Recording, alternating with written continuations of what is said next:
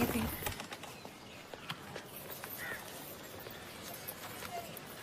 तुम अंदर जाओ। आप फिर आ गई। रूप, आपसे तो होगा नहीं पिताजी। मेहरबानी करके जाइए यहाँ से।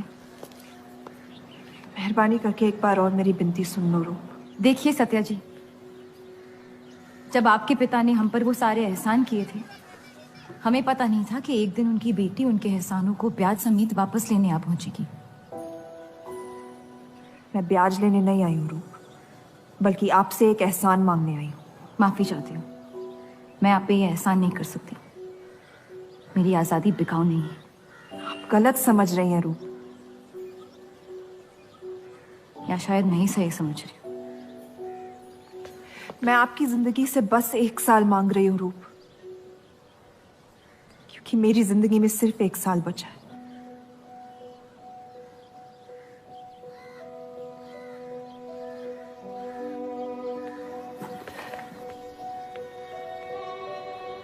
एक बार ठंडे दिमाग से सोच लो बेटा। वो बस यही चाहती है कि 1 साल के लिए तुम उन लोगों के साथ रहो। इसमें क्या नुकसान हो सकता है? एक बार चली गई तो कभी नहीं लौट पाऊंगी पिताजी।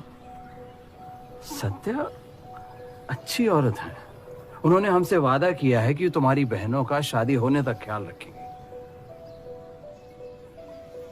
इसीलिए पढ़ा लिखा के बड़ा किया था कि एक दिन सही दाम पे बेच पाऊं मुझे। रूप, कौन बाप अपनी बेटी को हुस्नाबाद जाके किसी अनजान घर में बगैर किसी रिश्ते के रहने पे मजबूर करता है? अगर हम जिंदगी भर लोगों के घर जा जाकर शास्त्रीय संगीत सिखाए ना, तब भी तुम्हारी और तुम्हारी दोनों बहनों की शादी नहीं करवा पाएंगे।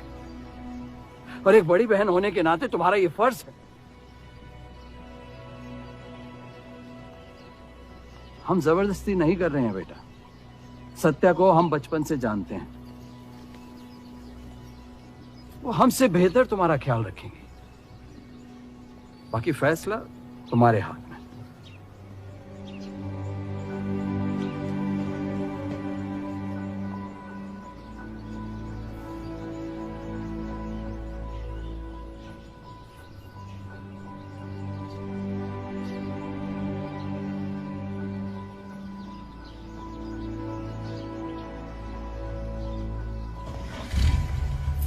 रुकिए।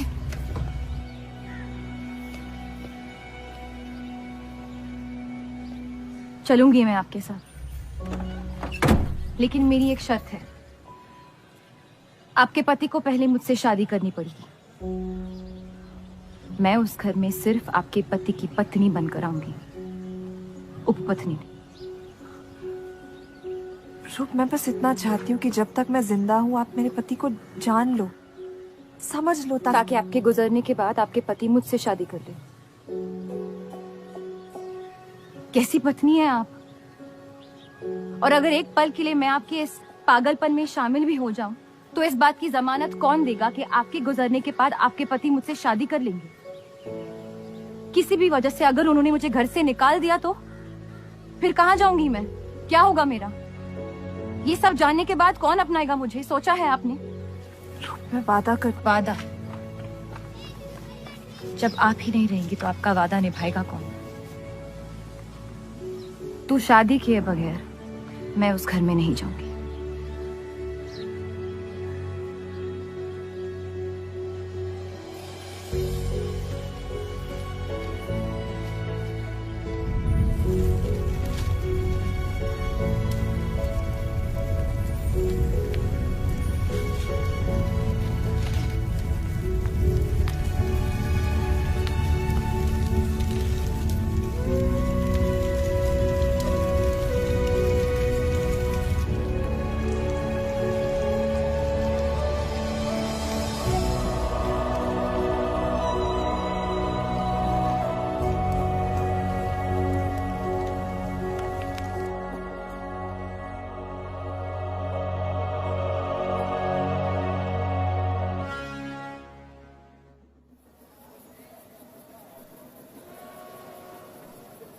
दो और लड़कियां बाहर बी के यहाँ गाना सीखने आई हैं। उनके सामने अपनी पतलून बंद रखना।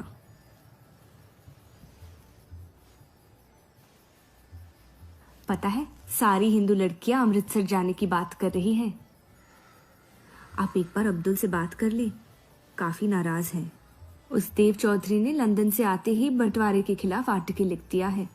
आज दूसरी शादी की उसने, दूसरी बीवी घर लाया है और लोग मुसलमानों को बदनाम करते हैं। देव चौधरी? हाँ मेरी जान, देव चौधरी। उसकी बीवी मर रही है और उसकी आखिरी ख्वाहिश थी कि देव दूसरी शादी कर ले।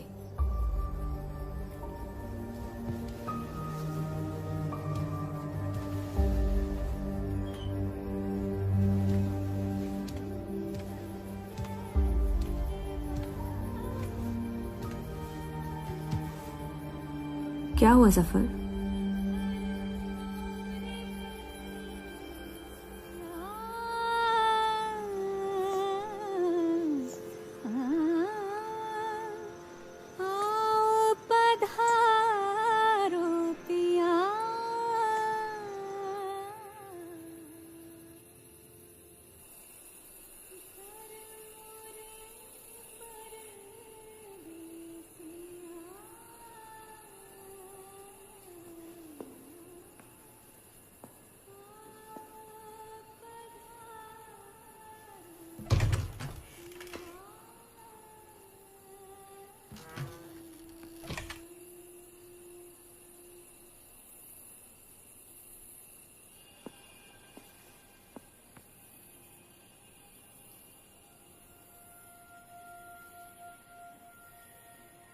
मैं अपनी पत्नी से बहुत प्यार करता हूं। मैं नहीं जानता कि सत्या ने आपको ये शादी के लिए राजी कैसे किया, लेकिन मैंने ये शादी सिर्फ उसकी खुशी की खातिर की है। मुझे गलत मत समझिए, आपको इस घर में पूरी आबरू के साथ रखा जाएगा। इस रिश्ते में इज्जत होगी, प्यार नहीं होगा। आप मुझसे जितनी कम उम्मीद रखेगी, तकलीफ उतनी कम होगी।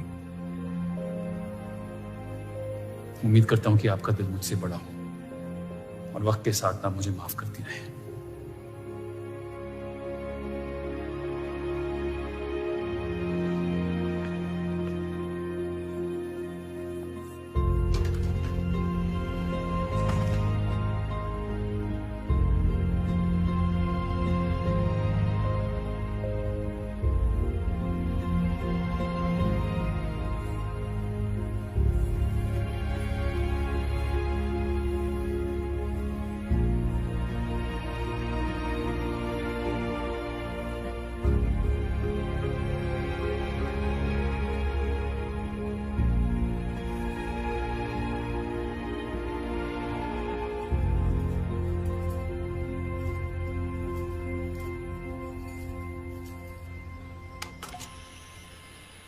मेरे पति ने मुझे शादी की रात को ही रुखसती दे दी।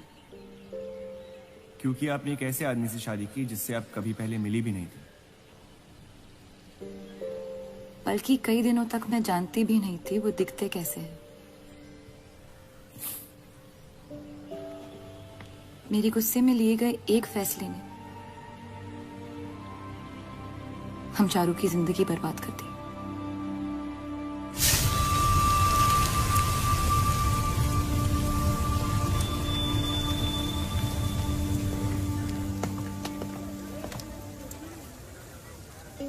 ऐसे जफर मियां, अगर आपको अपनी तलवारों से इतना ही इश्क है तो लोहारों की लड़ाई में शामिल क्यों नहीं हो जाते? उसी लड़ाई के लिए तो तलवारें बना रहा हूं। बस इन्हीं तेज जुमलों से ना हीरा मंडी की औरतों के दिल काट रखे हैं आपने। कल मीटिंग में क्यों नहीं आए? एक और दिल कटने का इंतजार कर रहा था, उसे तोड़ना नहीं चाहता था।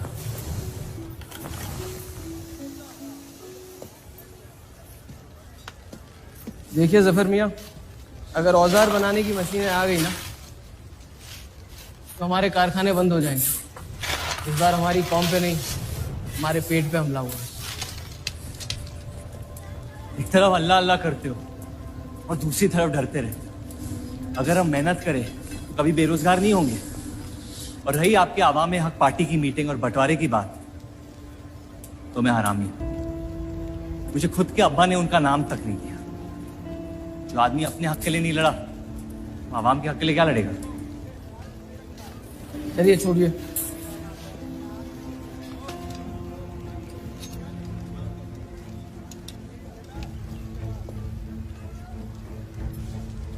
मैंने कितनी बार कहा अब्दुल मियां, अगर आप सच में अपना नजरिया दुनिया तक पहुंचाना चाहते तो बलराज चौधरी के न्यूज़पेपर से कोई बेहतर जरिया नहीं है।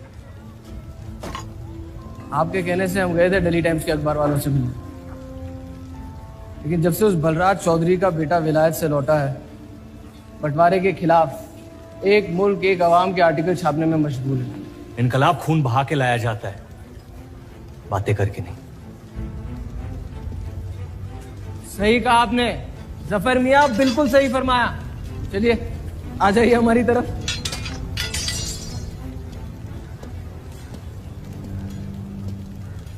गलत ना समझे मुझे, भाई आप मेरे, जान दे सकता हूं, लेकिन सिर्फ आपके लिए।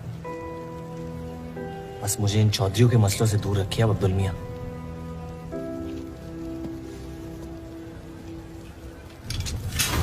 देव, आपको थोड़ा ख्याल रखना। ये एक मुल्क एक आवाम का आर्टिकल लोगों को हजम नहीं हो रहा। धर्म के नाम पे अंग्रेज हमारे देश का बंटवारा कर रहे हैं, जिससे फ्यूचर में किसी का फायदा नहीं होगा। लेकिन उनके बिना हम अपना देश भी तो नहीं संभाल पा रहे। उसके बारे में क्यों नहीं लिखते आप? वक्त के साथ हम सब सीख लेंगे, अगर साथ में रहे तो। इस मकसद का मसीहा तुम्हें किसने बनाया? मैं बस एक आवाज हूं जिसमें लोगों तक पहुंचने की ताकत है, या बहकाने की ताकत? या उन्हें सही राह दिखा रहा हूं, जिस सही राह में यकीन आप भी करते हैं, बस सियासत से डरते हैं।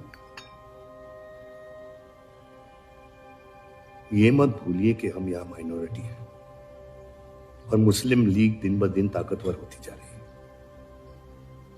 आप अपने दिमाग से सोचें, दिल से नहीं। अगर मैं ऐसा कर पाता तो फिर बात ही क्या थी। कभी कभी दिमाग का दिल से हार जाना जरूरी होता है।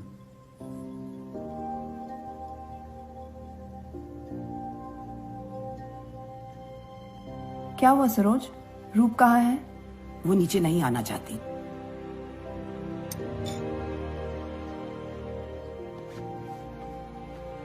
चलता हूं।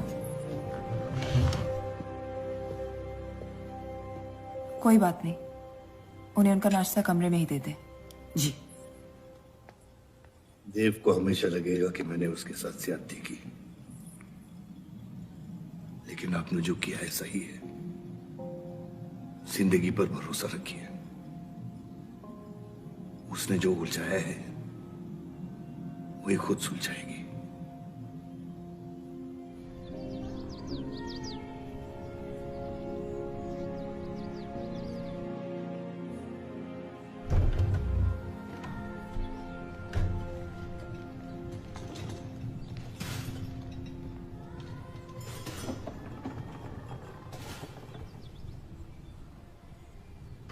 ये आवाज कहाँ से आ रही है?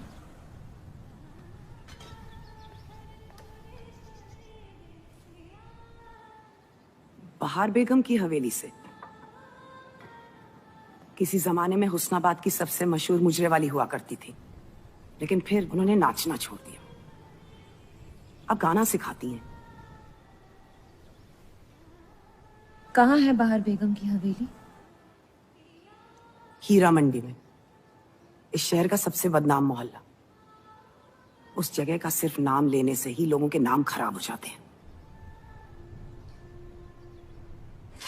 अरे हम कह रहे हैं आपसे मुंशी साहब, हमारे जफर भाई से अच्छा लोहार पूरे हीरा मंडी में नहीं है। अभी पिछले साल ब्रिटिश आर्मी की तलवारें भी इन्होंने ही तो बनाई थी। ये वही हराम का पिल्ला है ना जफर? वो कहाँ से आए हैं उससे क्या फर्क पड़ता है? आप उनका काम देखिए ना। मुझे फर्क पड़ता है अब्दुल साहब।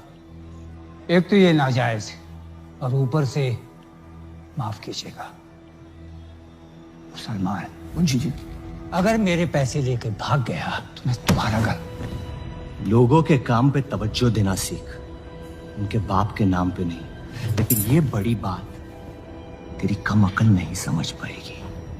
छोड़ दें जफर, मैं कह रहा हूँ जफर, छोड़ दें। छोड़ दे जफर।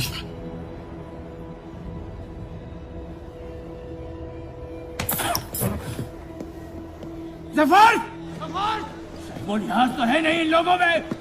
अरे एहसान मान हम लोगों का, जो तुझ जैसे हरामियों को अपने मोहल्लों में रहने देते हैं। एक तो ये हमारी वजह से हीरा मंडी में पड़ रहे हैं, और ये क्या कर रहे हैं? कचरा बढ़ा रहे हैं, कचरा।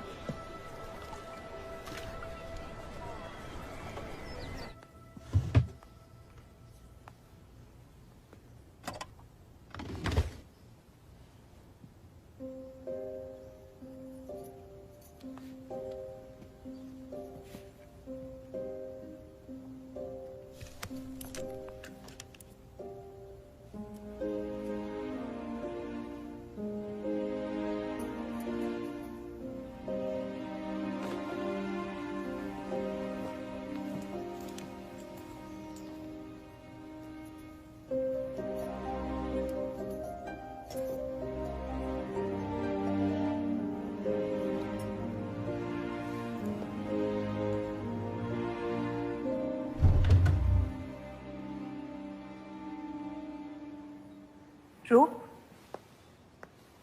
कब तक कैद रहेंगी आप अपने कमरे में?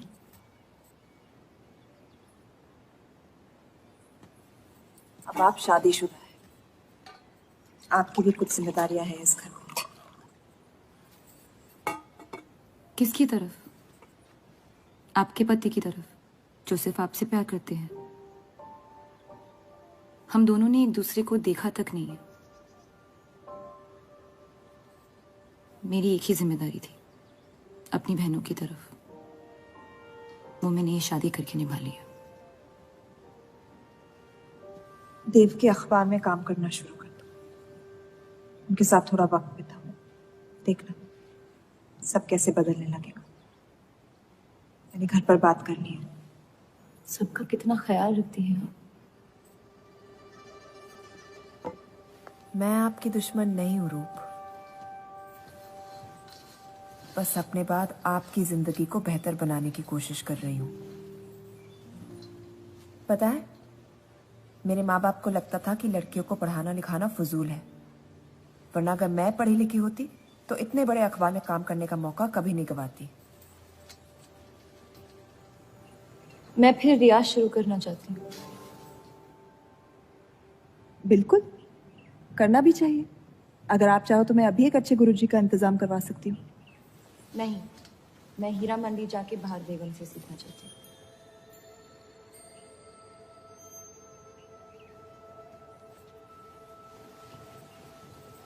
कम वक्त में काफी ज्यादा जान गई हैं इस शहर को आप,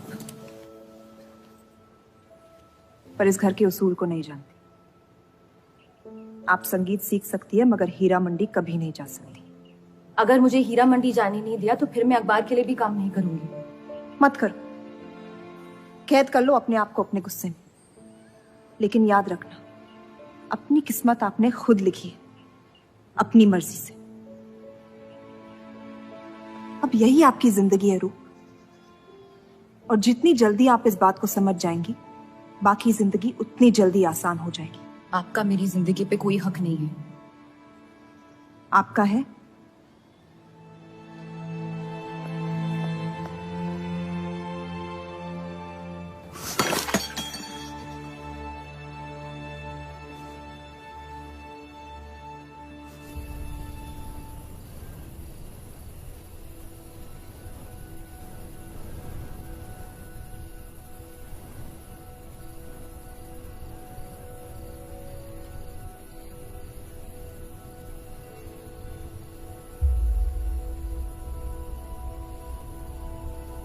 हरगिज नहीं। बाबा, मैं रूप को जानती हूँ। एक बार उसने अपना मन बना लिया, फिर वो किसी की नहीं सुनती। वो इस घर की बहू है, और उसे भी सबकी तरह इस घर के उसूलों की इज्जत करनी पड़ेगी।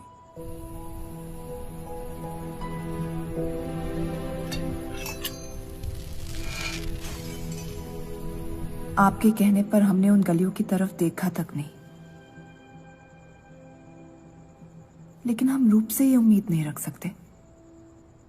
इससे पहले वो कोई गलत कदम उठा ले, हमें उसे जाने की इजाजत दे देनी चाहिए। और यही एक मौका है देव और रूप को करीब लाने का।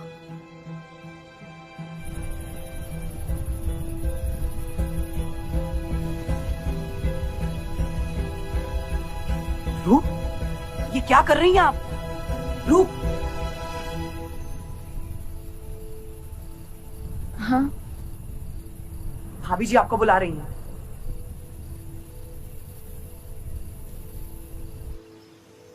मेरी जिद और उनके उसूल के बीच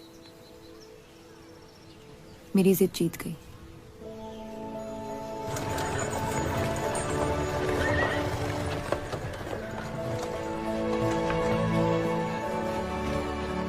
देव चौधरी की ये एक मुल्क एक समाज वाली बातें सुनने में तो बहुत अच्छी लगती, लेकिन गौर फरमाई, एक तरफ ये बंटवारे के खिलाफ है और दूसरी तरफ ये स्टील के कारखाने लाने की कोशिश कर रहे हैं। मतलब दोनों ही तरफ से हम भूखे मत। हमें और एडवर्टाइजमेंट की जरूरत है।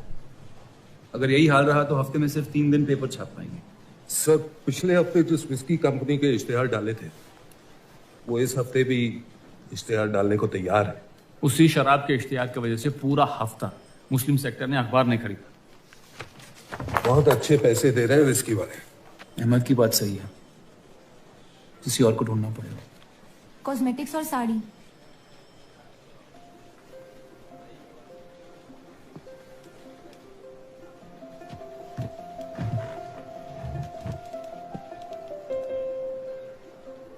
काजल और कपड़ों से तो किसी को एतराज नहीं हो सकता। शराब के बदले लक्स साबुन का इश्तेहार डालते हैं पेपर में। इन इश्तेहारों की वजह से औरतें भी पेपर खरीदेंगी। माफी चाहती हूँ, बस ख्याल आ गया तो बोल दिया। मैं देव चौधरी से मिलना चाहती हूँ। और आप कौन? रूप, उनकी पत्नी।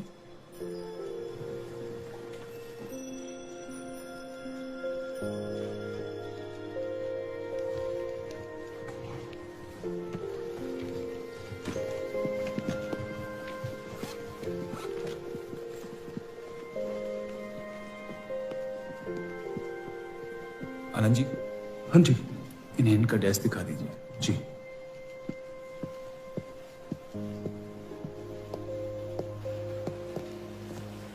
माई सेल्फ अनंत पाल। नमस्ते।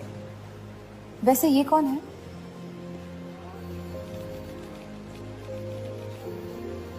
आइए।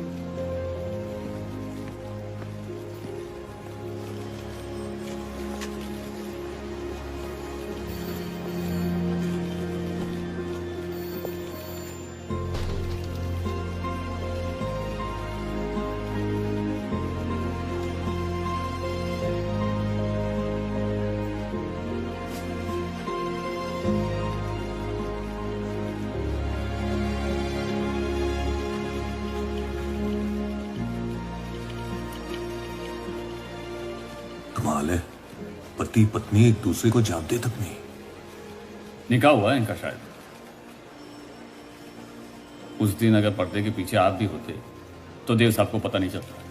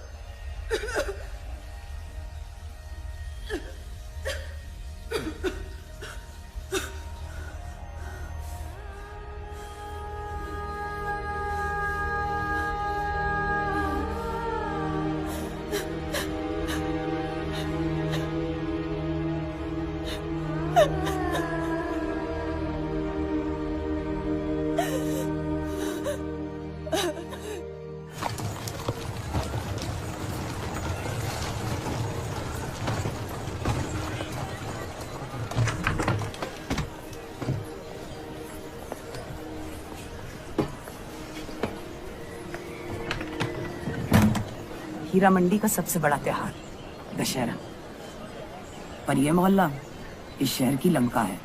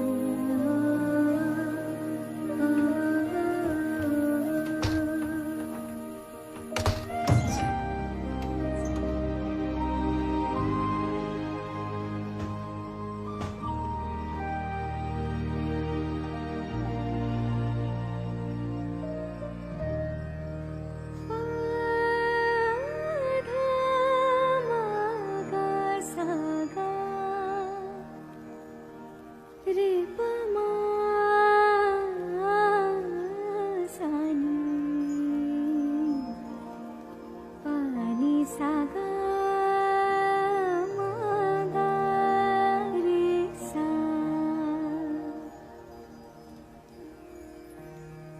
एक अरसे के बाद ऐसी आवाज सुनी है जिसमें दर्द भी है और सुकून भी। अपना फैसला बदलने के लिए शुक्रिया। अभी तो सिर्फ तारीफ की है, शुक्र बेइज्जती का करते हैं, क्योंकि असली काबिलियत उसी से मिलती है।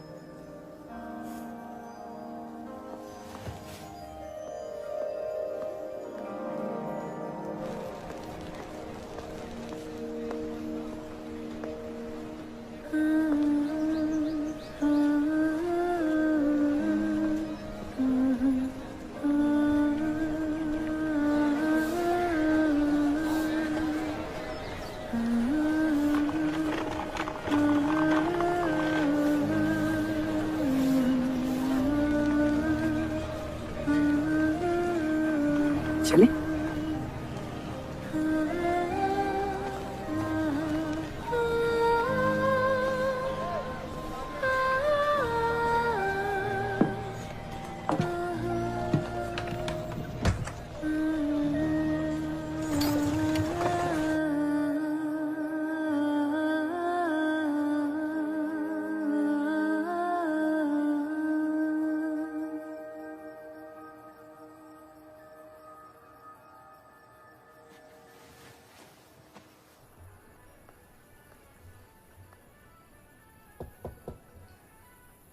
बोलिए।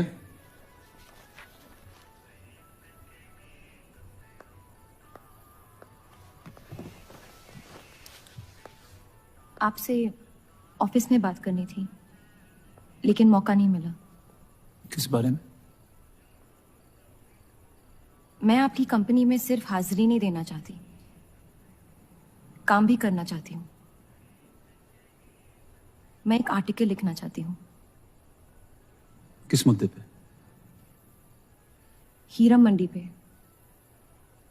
उस इलाके के लोगों को देख के लगता है कि हर घर में कई कहानियां छुपी हुई है। अगर आप कोई ऐसी कहानी ले आए जो पढ़ने लायक हो तो छाप देंगे।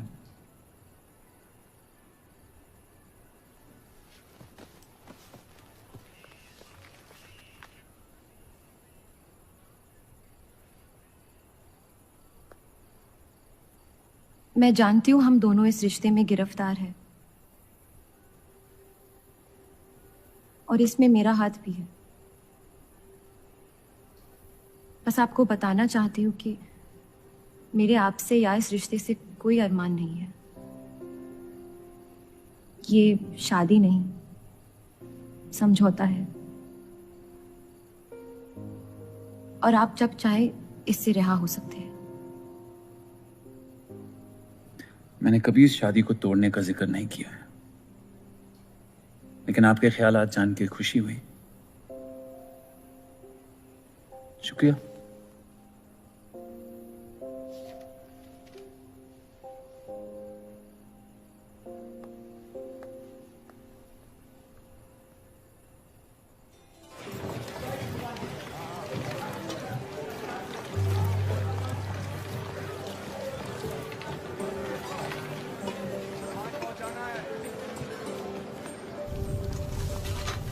सुनिए, ये अब्दुल खां कहाँ मिलेंगे? जफर भाई, अब्दुल भैया कहाँ है? ये उनसे मिलने आई है। जाइए।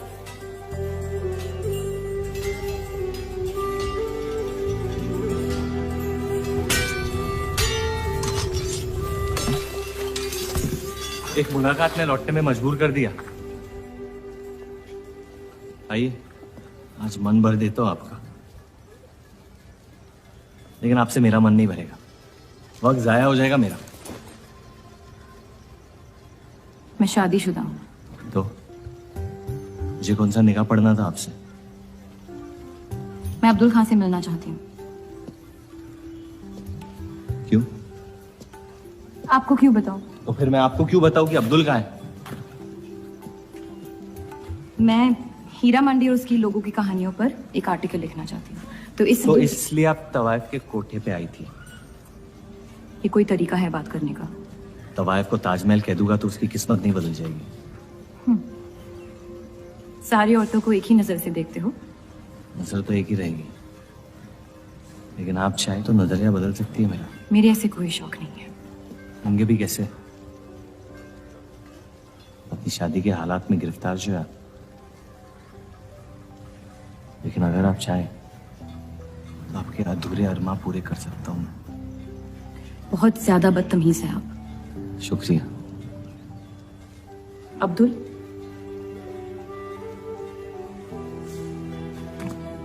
शुक्रिया।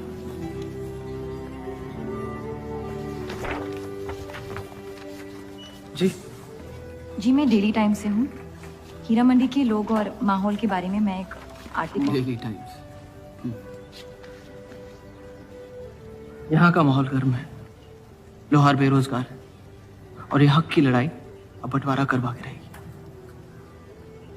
लिखना चाहेगा आपका अखबार इस मुद्दे पे? नहीं ना, खुदा हाफिज।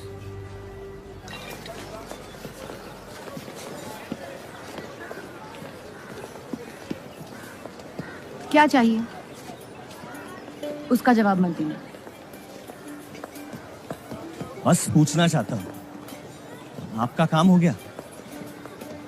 आपको अचानक क्या हो गया?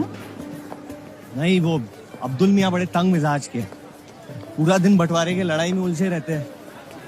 हमें क्या लेना, जब तक हमारा इलाका हमारा है सब ठीक है। चलो, शुक्र है कम से कम अपने इलाके की तो इज्जत करते हैं आप। मुझ पे यकीन करना मुश्किल हो सकता है, जानता हूं। और क्यों है इस इलाके से इतना लगा? खूबसूरत लड़कियां रहती हैं यहाँ। खूबसूरत भी और आसान भी।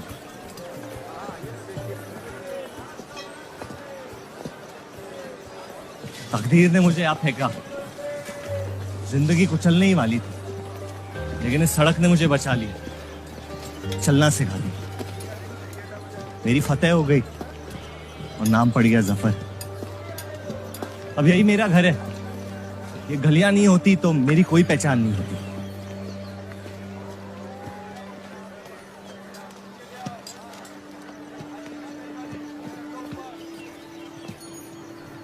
मुझसे बेहतर हीरा मंडी को कोई नहीं जानता।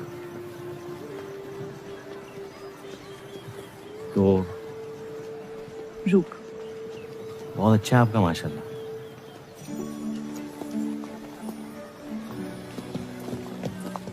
तो यहाँ कोई कहानी ढूंढने आई अपनी छुपाने? ढूंढने?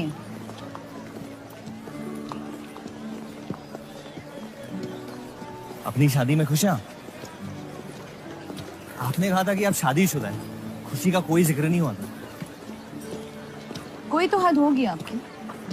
हदें तो सरहदों की होती है, सोच की नहीं। और वैसे भी अगर सवाल उठाए मन में तो पूछ लेना चाहिए। कहानियां सोच सोच के वैसे ही आधी दुनिया पागल हो गई। तो सियासी मसलों से दूर इस इलाके में ऐसे कुछ कमाल की चीजें हैं, अगर आप देखना चाहे तो। देखना चाहते हो?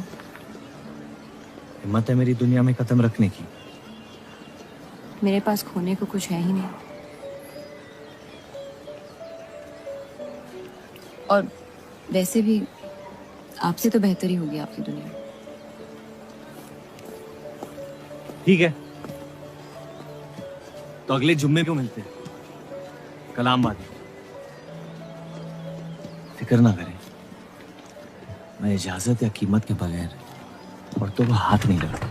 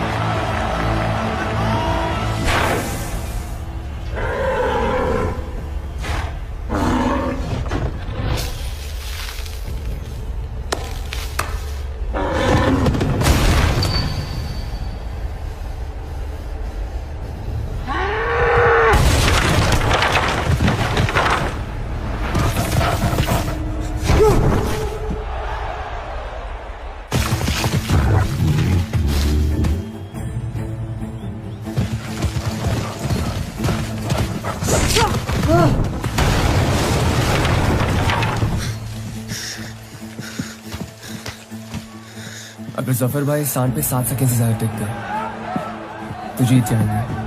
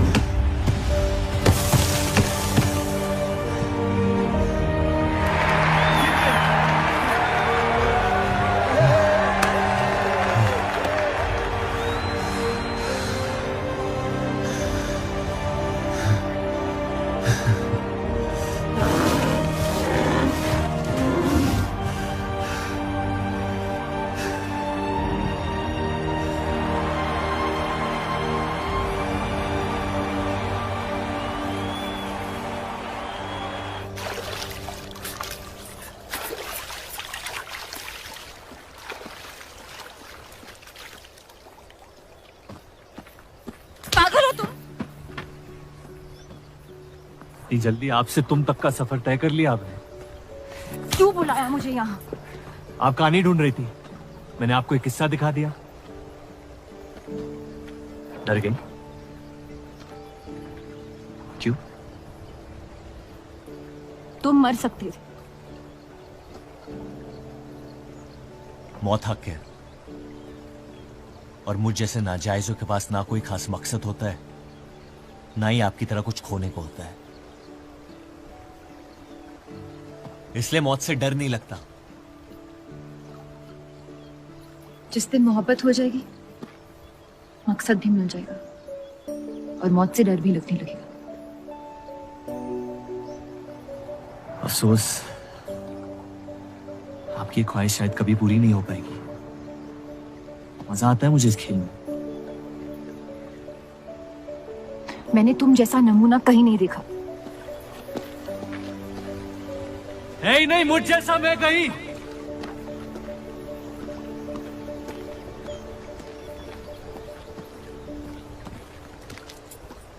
ये वही जर्नलिस्ट लड़की है ना? इसे तो छोड़ दे। एक दिन छोड़ दूंगा। अच्छी लड़की है बेचारी। जरूरत से ज्यादा, इसलिए शायद बुरे ख्यालात भी नहीं आते इसके बारे में। सुना है शादीशुदा है। आप जानते हैं ना आप क्या करें?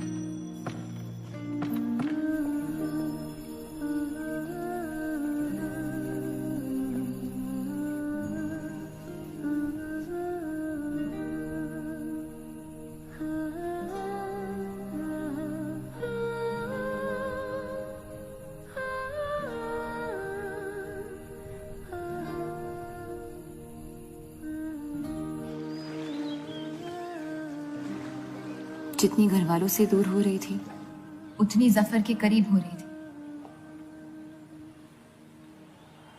दुनिया के लिए जफर बस एक पहेली था, लेकिन उसको सुलझाने में मैं उलझ रही थी। वो तूफान की तरह मेरी जिंदगी में आया और मैं उम्मीद की तरह उसके साथ बह गई। तुम्हें पता है, लाहौर का पुराना नाम लोहावर था, यानी लोहारों का शहर। इस जगह की पहचान उसके लोहारों से है। अंग्रेज यहाँ पे मशीन लाना चाहते हैं जिससे सारे लोहार बेरोजगार हो जाए। मुझे समझ नहीं आता। ये छापने लायक नहीं है।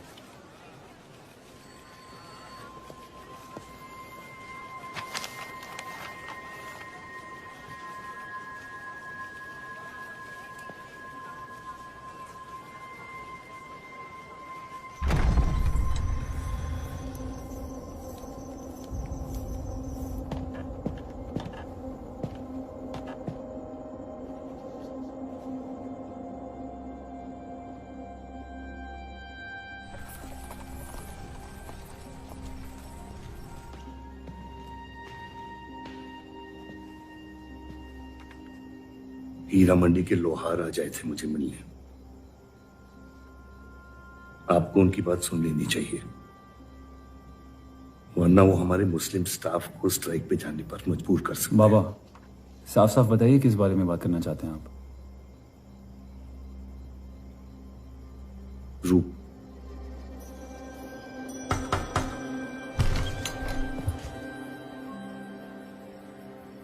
तो वाइफें आजकल घर तक आती है मुजरा करने।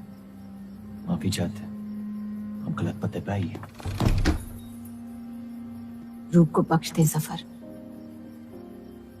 कब तक असलियत से मुंह फेरते रहोगे? जब तक असलियत जिंदा रहे। आप ही से सीखा है। आपको अचानक रूप की इतनी फिक्र क्यों हो रही है? इस सब में रूप की कोई गलती नहीं है। इस सब में मेरी भी कोई गलती नहीं थी। अगर सीखना है तो मर्द बनकर अपनी मुश्किलों से लड़ना सीखो। अपनी जिंदगी के लिए किसी को जिम्मेदार मत ठहराओ। वही तो मुश्किल है बाबा। आप जैसे मर्द से कुछ नहीं सीखना चाहता मैं। आप अब्दुल को इस्तेमाल करके अवाम को उनकी प्रेस के खिलाफ भड़का रहे हैं, मोर्चे करवा रहे हैं, और हम आपसे कुछ नहीं कह रहे हैं। लेकिन रूप, दूसरों की गुनाह की सजा दूसरों की नहीं, उसे आपकी गुनाहों की सजा दी जा रही है। अम्मी, आपने एक शादीशुदा मर्द के साथ इश्क किया, बच्चा पैदा करके सड़क पे फेंक दिया। ऐसा न कहीं। 17 साल के थे हम, मोहब्बत हो गई थी उनसे, और आज तक उससे हम रिहा नहीं हो पाए। गलती हो गई जिसे आज तक मैं सुधार नहीं पाया।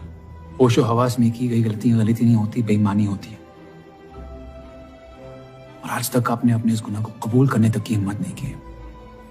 हमारी मोहब्बत ने हमें खुद कर्ज बना दिया था।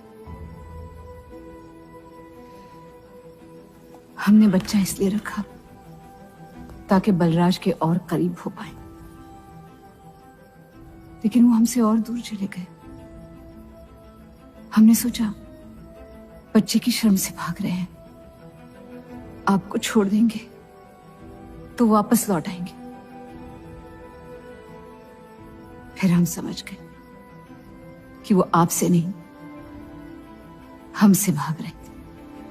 हम आपको लेने वापस आए थे, लेकिन आप नहीं। फेंकी हुई चीजें अक्सर सड़ जाती है अम्मी। हमारा रिश्ता भी अब हमेशा के लिए सड़ चुका है। अब आपकी मैयत के अलावा मेरे पास और कोई वजह नहीं है आपके पास लौटने की। देव,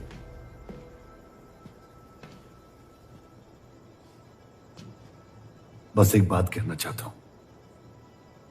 मेरी भी शादी जबरदस्ती हुई, इसीलिए मैंने इस घर के बाहर प्यार ढूंढने की कोशिश की। कहीं रूप के साथ ऐसा ना हो जाए। कोशिश करो अपने इस रिश्ते को निभाने की। सब आपकी अक्ल के नहीं होते बाबा। कम से कम मैं रूप की इज्जत करता हूं। आपने मां की कभी इज्जत नहीं की, और उसकी पूरी जिंदगी ये सोचने में निकल गई कि शायद उनमें कोई कमी थी। आपके बच्चे तक को कबूल करने को तैयार थी। पता नहीं इतनी हिम्मत कहां से लाती थी वो।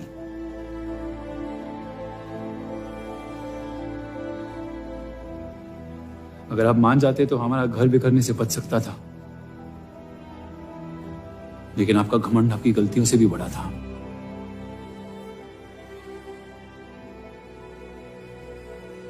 उस लड़के की कोई गलती नहीं है, लेकिन अगर अब उसे मिल भी लूंगा तो आपसे और नफरत हो जाएगी। हमारा घर आपने बर्बाद किया है, लेकिन वजह वो है तो मुझे अपनी रिश्ते कैसे निभानी चाहिए इस बात की सलाह आप ना ही दे तो बेहतर है।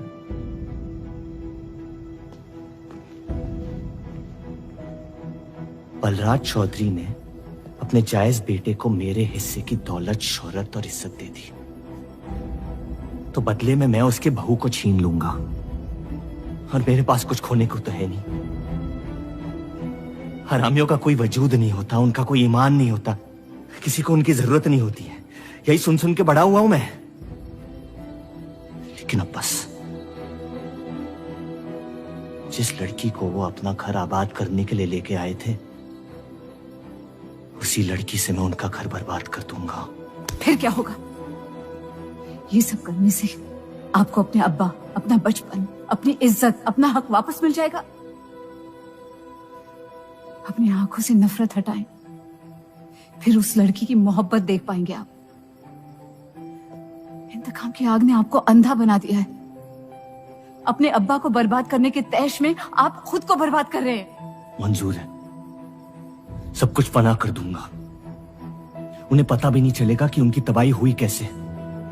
जिस आदमी ने मेरा इनकार किया था, वो खुद आके मुझसे माफी मांगेगा, और तब उसकी उम्मीद पर मैं ऐसी आग लगाऊंगा कि जहन्नम भी 2 पल देखते रह जाएगा। उसे अपनी कर्मों की सजा मिलकर रहेगी, और उसके बदले में अगर मेरे कर्म बिगड़ जाए तो वो भी मुझे मंजूर है। अम्मी,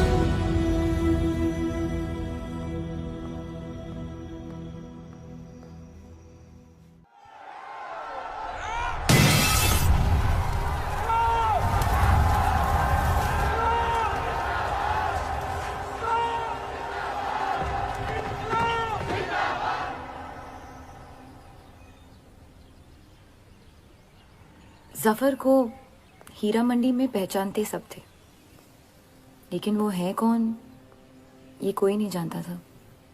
वापस जाने का मन नहीं करता? वापस जाने की वजह ही नहीं है। पीढ़ियों से हम ये काम कर रहे हैं, हमारे बच्चे इसी की खा रहे हैं। अब अगर ये अंग्रेज औजार बनाने की मशीन ले आए तो लोहार बेरोजगार हो जाएगा।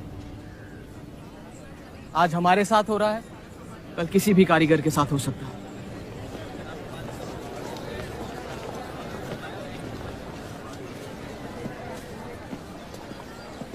आपके कहने पे हमने चौधरी की फैक्ट्री से भी कारीगर बुलाए थे। को लगता है बात चौधरी तक पहुंचेगी और वो हमारा सपोर्ट करेंगे। उसके पेपर की आवाम हक पार्टी से दुश्मनी पुरानी। बलराज चौधरी जैसे लोग कभी कभी अपने मजहब को अपना मकसद समझ लेते। सही कहा आपने। अगर वो अपने मजहब के लिए लड़ सकते हैं तो हम क्यों नहीं? ये लड़ाई इंसाफ की नहीं, हक की। और अब आपकी आवाम अपने खोए हुए हक को छीनने के लिए तैयार है।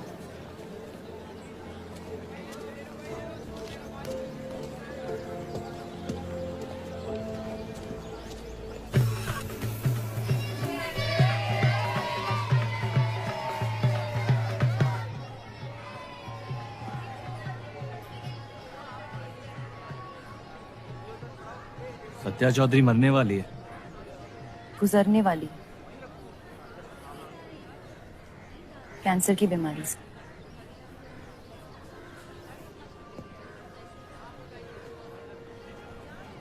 और उसके मरने के बाद क्या होगा? तुम उसकी तख्त पर बैठोगी, तुम्हारा शौहर तुम्हें पहली बीवी की इज्जत देने लगेगा, हमारी शादी खुशहाल हो जाएगी।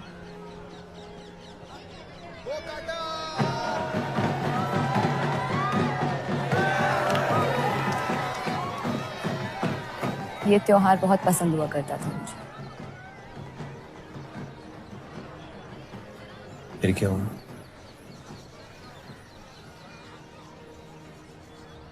पतंग की उड़ान उम्मीद भर देती थी मुझे। अब सिर्फ कटी पतंगों पे ध्यान जाता है मेरा। यहाँ के लोग अपने पतंगों से बेहिसाब इश्क करते हैं, लेकिन इन्हें अपनी उड़ाने से ज्यादा दूसरों के गिराने में मजा आता है। तुम हर चीज में बुराई ढूंढते हो। हाँ, अगर तुमने मेरी जिंदगी जी होती ना, शायद तुम समझ पाती कि मेरी नजरों में इतना अंधेरा क्यों होता। हालात सबकी जिंदगी में आते हैं, लेकिन कड़वा मन अंत में जहर बन के हम ही को जंग लगा देगा। जब किसी और की बर्बादी अपनी जीत जैसी लगे, तो हमसे ज्यादा बर्बाद और कोई नहीं है इस दुनिया में।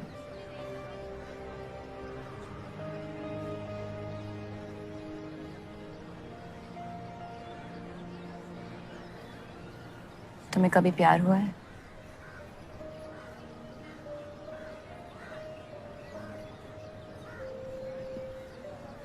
मैं इश्क लड़ाता बहुत तो इन पतंगों की तरह, लेकिन इश्क से कटता नहीं।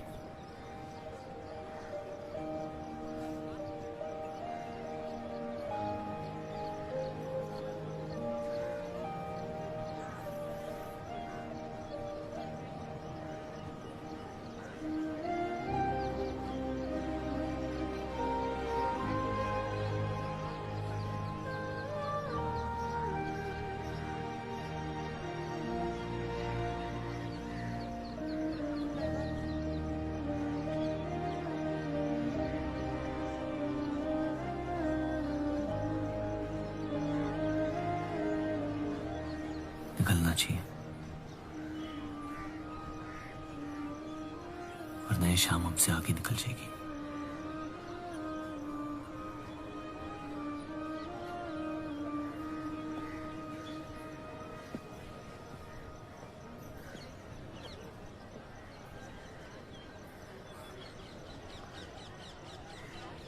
आप सही थे।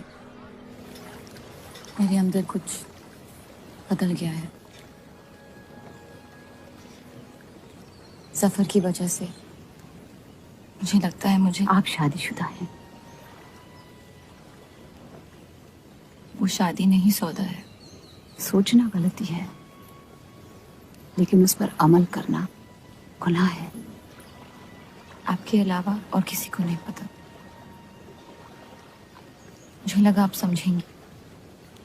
कोठा चलाते इसका मतलब ये नहीं कि धोखा देने के लिए हमसे इजाजत ली जाए।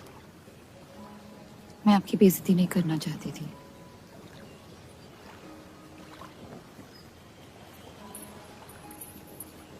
आपके शौहर अच्छे इंसान हैं।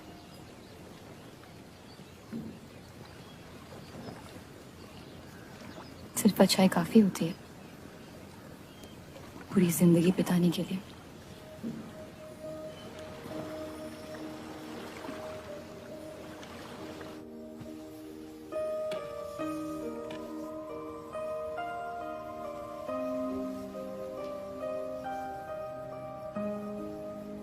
क्या हुआ?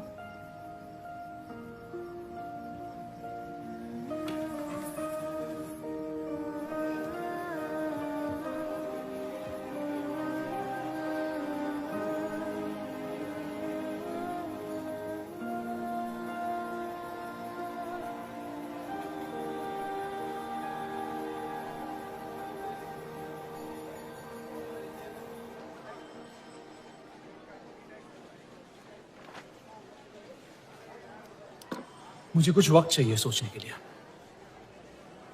सोचना क्या है? अगर स्टील इंडस्ट्री आ गई तो सब लोहार बेरोजगार हो जाएंगे। क्या ये खबर छापने लायक नहीं? लेकिन इंडस्ट्रीज आने से देश का बहुत फायदा हो सकता है और आप सब उन फैक्ट्रियों में काम कर सकते हैं। हम गुलामी नहीं करते। सवाल देश की तरक्की का है, किसी की गुलामी का नहीं। पहले अंग्रेजों की गुलामी की, अब हिंदुओं की। यही करता रह जाएगा मुसलमान यहाँ। बात को पलटने की कोशिश मत करिए। अगर हम हर जाति बहस में धर्म को घसीट लेंगे तो ये देश हमेशा चलता रहेगा। मुस्लिम लीग इलेक्शन जीत चुका है। अब आप मुल्क की नहीं, बस अपनी फिक्र कीजिए। सबकी फिक्र करने की आदत है मुझे, और यही फर्क है आप में और मुझ में।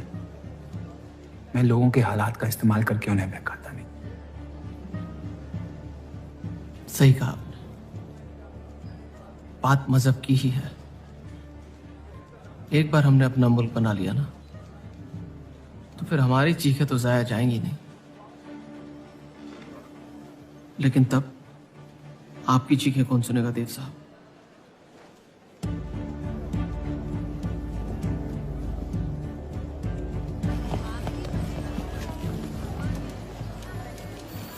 देव चौधरी की तस्वीर मिल गया।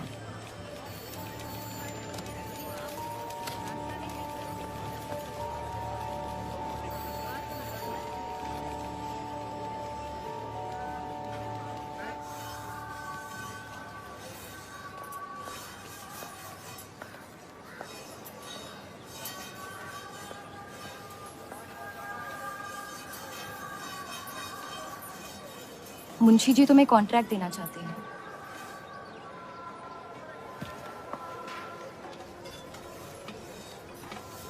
और बदले में तुमने उन्हें क्या दिया?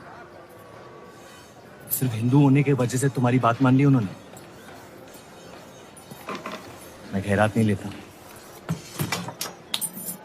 मैं मदद कर रही हूँ, खैरात नहीं। और मैंने मांगी थी मदद आपसे। जैसा हूं ठीक हूं। हर चीज में बुराई क्यों ढूंढते हो? अच्छाई से डर लगता है। उसे अक्सर बदले में कुछ चाहिए होता है। मैंने तुम्हारी जमानत ली है। मुंशी जी को समझाया कि हीरा मंडी तुम्हारा घर है और बदले में मुझे कुछ नहीं चाहिए।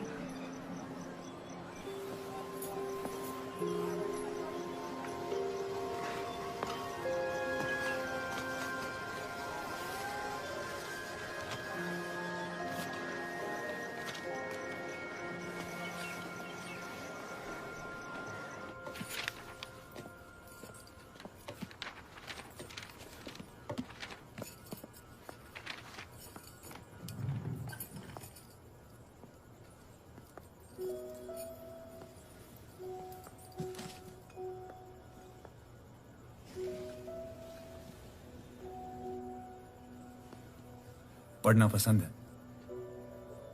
बहुत। आपको? बहुत। वो कैबिनेट मिशन का आर्टिकल बन गया? नहीं, कुछ बात नहीं बन रही। शायद वो हमारा आखिरी आर्टिकल हो जिससे आप एक मुल्क एक अवाम की सोच को आगे बढ़ा सके।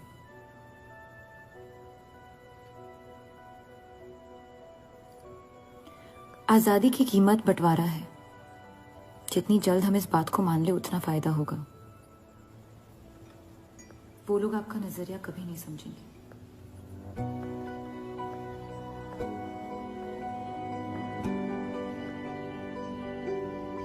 जिंदाबाद! जिंदाबाद!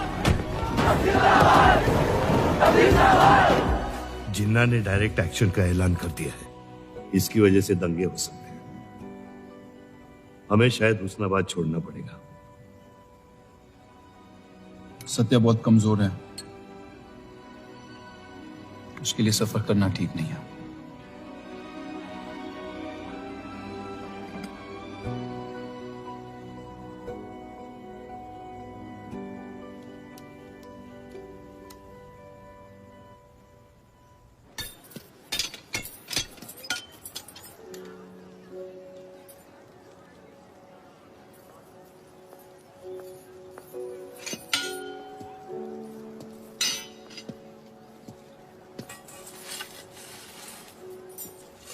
मुझे देख के रास्ता क्यों बदल देते हो?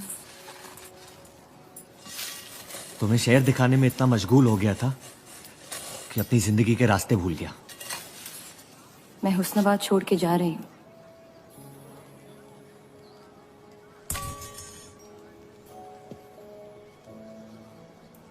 अजीब है ये जिंदगी भी। पहले मुझे यहाँ आना नहीं था और अब यहाँ से जाना नहीं है।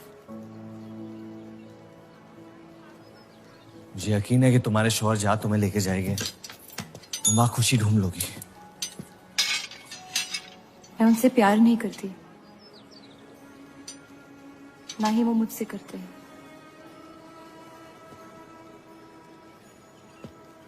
कब तक जीती रहूंगी ये झूठ में? कुछ रिश्ते कर्जों की तरह होते हैं, उन्हें निभाना नहीं, चुकाना पड़ता है।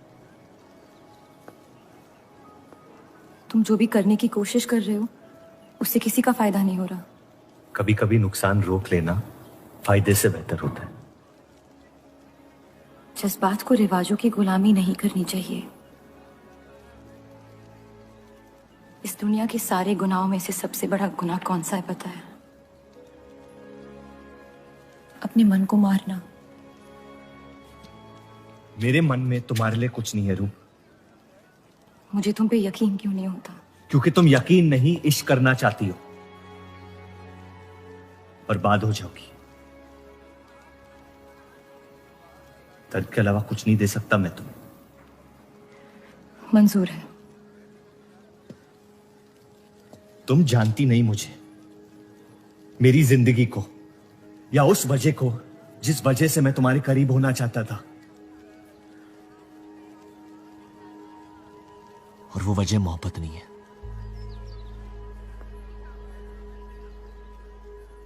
प्यार ना करने की 1000 वजह मिल सकती है डर के बाजार में,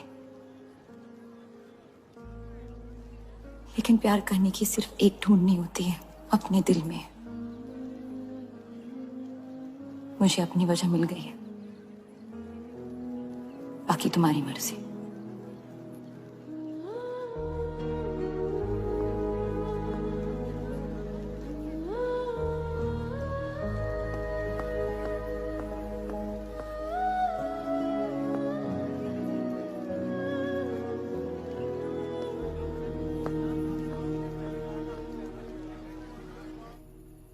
आप लोगों को जल्दी हुस्नाबाद छोड़ने की तैयारी करनी चाहिए।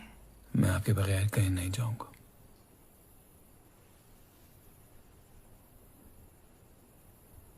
मैं तो जा रही हूँ आपके बगैर। डॉक्टर ने कहा अब भी आप ठीक हो सकती हैं। अपने आशिक की आंखों में देखते हुए मरना बहुत कम लोगों को नसीब होता है।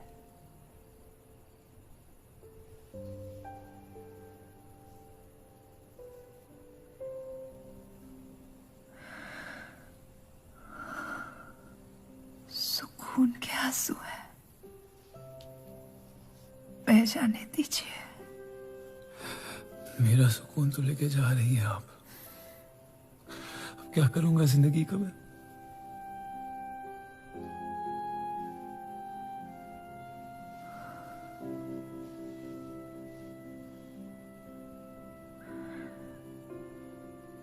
पिछले कुछ दिनों से रूप से एक अजीब सी जलन हो रही है,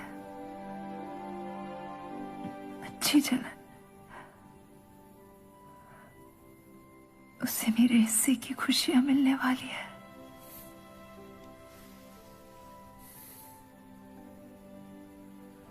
आपकी जगह कोई नहीं ले सकता। मैं उसे अपनी जगह देना चाहती हूँ।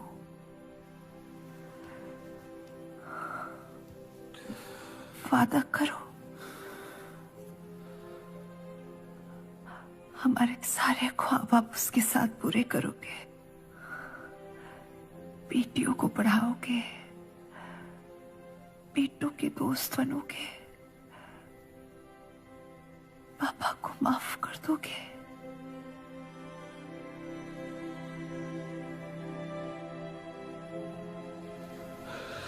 मुझे मत छोड़ो सत्या, रुक जाओ।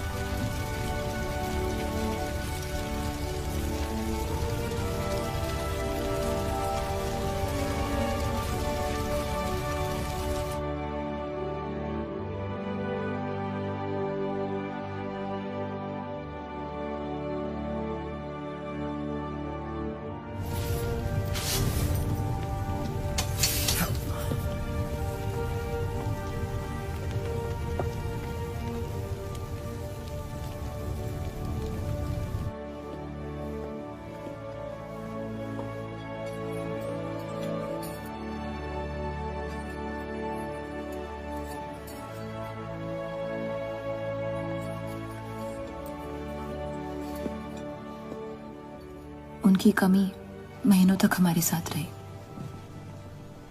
तो उनके गुजरते ही आप लोगों ने हुस्नबा छोड़ दिया? काश छोड़ दिया होता। सर, अब्दुल की पार्टी अब बहुत ताकतवर हो गई है। इस आर्टिकल के बारे में एक बार फिर सोच लेते हैं।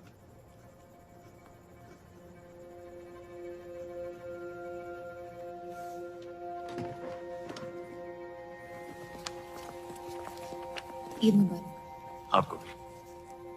क्या वो जानते हैं वो क्या करने जा रहे हैं? वैसे ही हवा में हक के लोग हमारे खून के प्यासे हैं। इस आर्टिकल के बाद यहाँ के लोहार हमें जिंदा जला देंगे।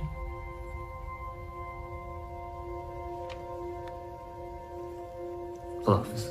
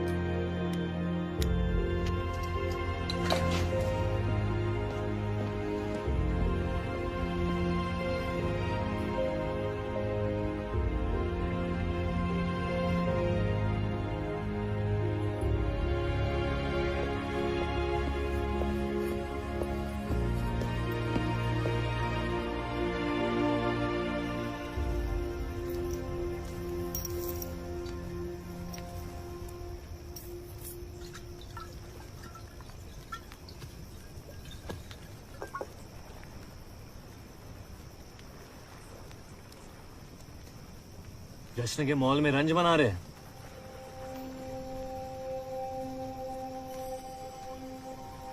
किसने कहा मैं रंज बना रहा हूं?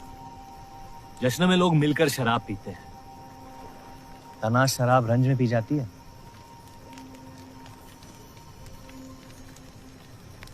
बस अपनी जिंदगी से कुछ लम्हे चुरा के अपने आप के साथ वक्त बिताना चाहता हूं। लोगों की तरस से भरी आंखों से थक गया हूं। मैं भी।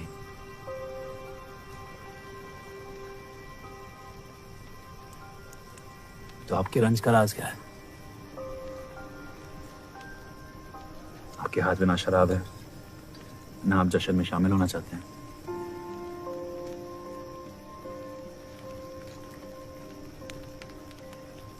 अनजानों को राज बताना बहुत आसान होता है। मन भी हल्का हो जाता है और इज्जत भी बनी रहती है। मुझे इश्क हो गया। शादीशुदा लड़की से। देंगे? मुसलमान हूं। ईद मुबारक। शुक्रिया। और वो इश्क करती है आपसे? मेरे इश्क से कई ज्यादा। तो फिर मुश्किल क्या है? काश आप उसके शोहर होते, ये किस्सा यही निपट जाता।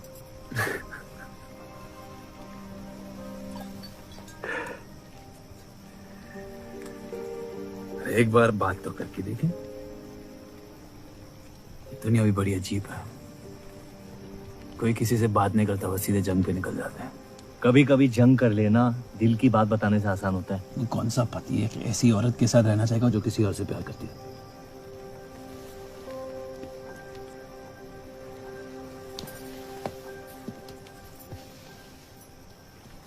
लेकिन इसमें एक और राज है। वाह वाह, मैं कहानी सुनने आया था, आपने कटहरा खड़ा कर दिया। मसला ये है कि मैंने उसे सिर्फ आधे सच बताया। तो पूरे बता दो। इतना आसान नहीं है।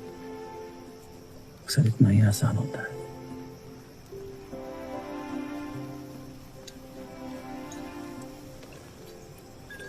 खैर, आपकी कहानी क्या है? बस अपनी टूटी हुई किस्मत के टुकड़े समेट के आगे निकल जाना चाहता हूँ, लेकिन पता नहीं शुरुआत कहां से करूं। पहला टुकड़ा जिस जख्म से हुआ उसे ढूंढिए, बाकी टुकड़े अपने आप मिल जाएंगे।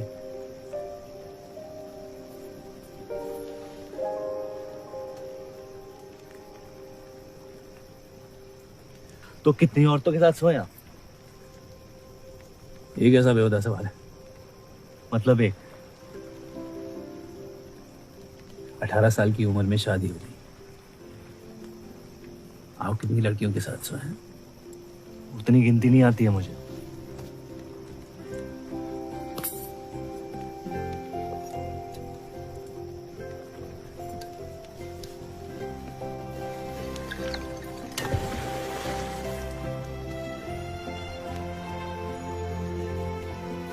कभी जिंदगी में चीखे आप? आइए, आज गला फाड़ के जिंदगी को बोल देते हैं, उसके धोखों से हारेंगे नहीं हम।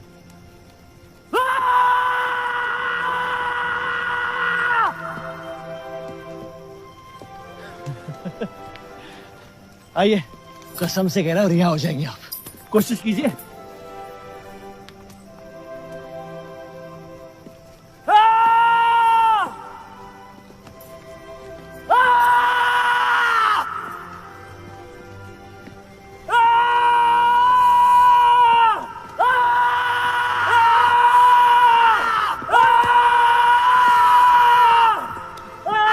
बस बस बस।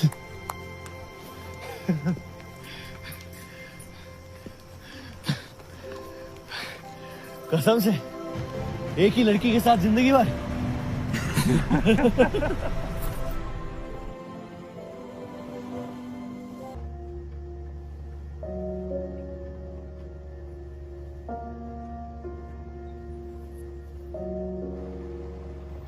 या तो आप अलग हो सकती हैं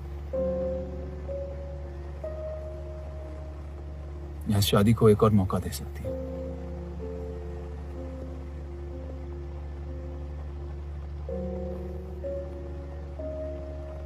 आप जो फैसला लेंगी मुझे मंजूर है।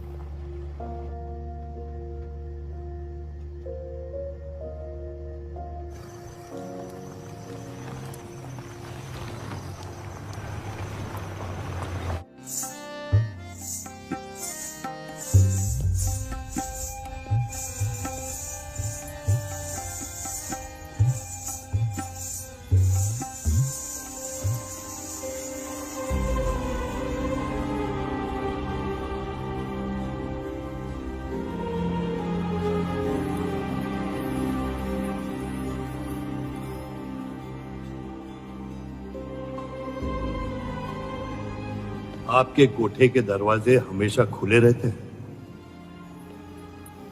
हमें कुछ भी छुपाने की जरूरत नहीं है। हम ये शहर छोड़ के जा रहे हैं। अलविदा तो आप बहुत साल पहले कह चुके हैं। बताइए, आज कौन सी तकलीफ देने आए हैं? वक्त बदल गया लेकिन आप नहीं बदली बाहर जान। अब अपने बेटे को इस्तेमाल करके आप हमारे खानदान को तबाह करना चाहती हैं। समझाइए उसे, रूप हमारी बहू है। खुदा के मजाक का भी जवाब नहीं। जिस आदमी ने इतनी जिंदगियों का तमाशा बनाया, आज वो अपनी इज्जत बचाने के लिए गुजारिश करने आए हैं। वक्त ने आपको भी नहीं बदला बलराज साहब। हमने आपको साफ साफ समझाया था कि हमारा रिश्ता गलत था, लेकिन आप सच्चाई बर्दाश्त नहीं कर पाई और जिंदगी भर हमसे धोखा करने का तमाशा करती रही। तो क्या यही कहकर तसल्ली देते रहे आप अपने आप को? रिश्ता गलत था तो क्यों बार बार लौट के आते थे हमारे दरवाजे पे?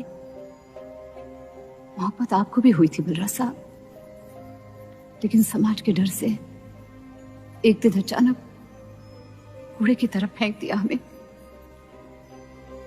घिन आती है आपकी खुदगर्जी पर। मेहरबानी करके यहां से निकल जाइए।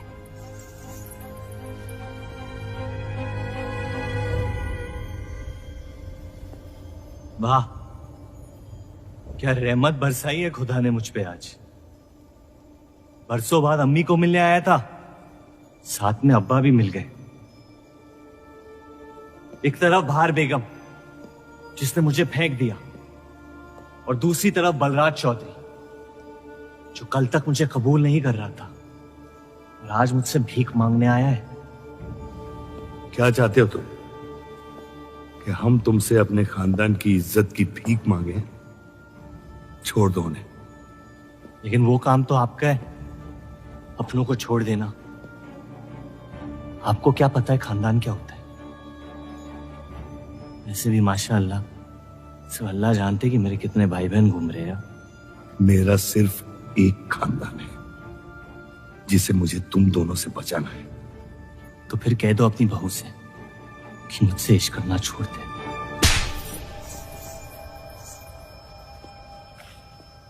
मैंने कहा था ना, गिरा दो इसे। इसकी पैदाइश ने हमारे रिश्ते का कत्ल कर दिया। क्या आपकी असलियत को जाहिर कर दिया? यह हमारी औलाद नहीं है,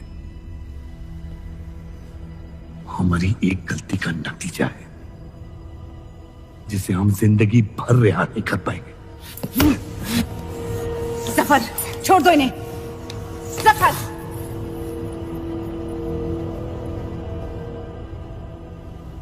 हमारे साथ जो भी करना है कर लो, लेकिन हमारे गुनाहों की सजा हमारे बेटे को मत दो।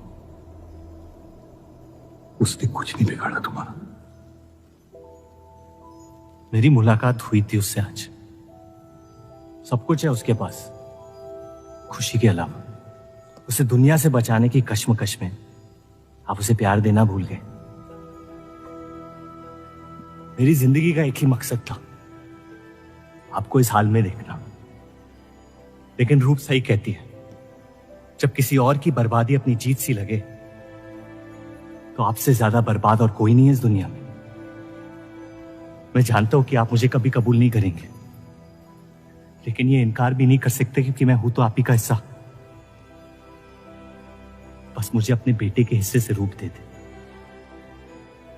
मोहब्बत करता हूं उससे, इसके अलावा और कुछ नहीं मांगूंगा। रूप और देव की शादी से दूर रहो सफर, वरना अंजाम बुरा होगा। रूप की मोहब्बत मेरा हक है जिसके मालिक आप नहीं है, और ये हक मैं लेके रहूंगा। जफर,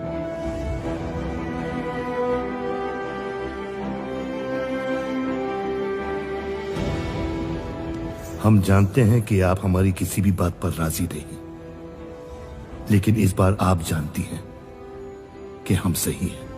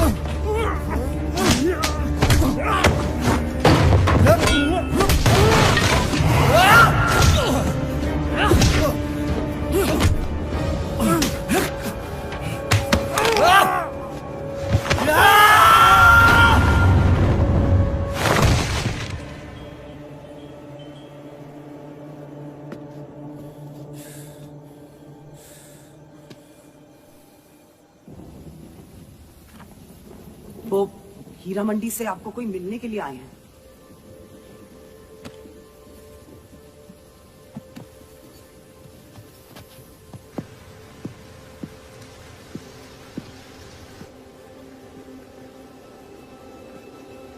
क्या हुआ मियाँ?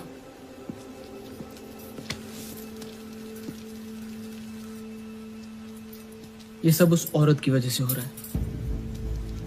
मुझे तो यकीन भी नहीं हो रहा कि चौधरी इस हद तक गिर सकता है आपको तकलीफ देने के लिए। इसमें रूप का कोई हाथ नहीं।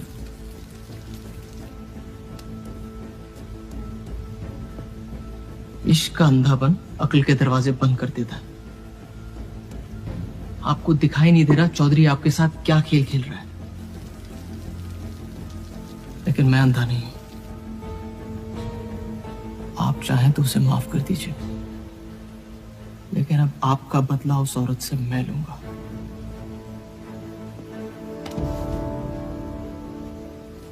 अगर उसे हाथ लगाया तो हमारे रिश्ते के साथ आपकी गर्दन भी काट दूंगा मैं।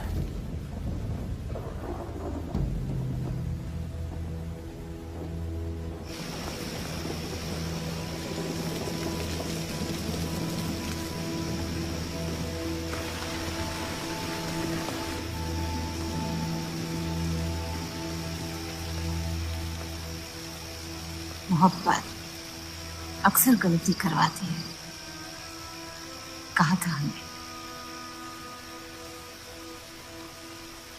आप गलत समझ रही हैं। कसम खाई थी हमने कि इस चौखट पर कभी नहीं आएंगे, लेकिन आज आपने उस कसम को तोड़ने पर मजबूर कर दिया। आप नहीं जानती मेरा हाल क्या है। और अफसोस अब वो बिगड़ने लगा है। जफर हमारा और बर्राज का बेटा है।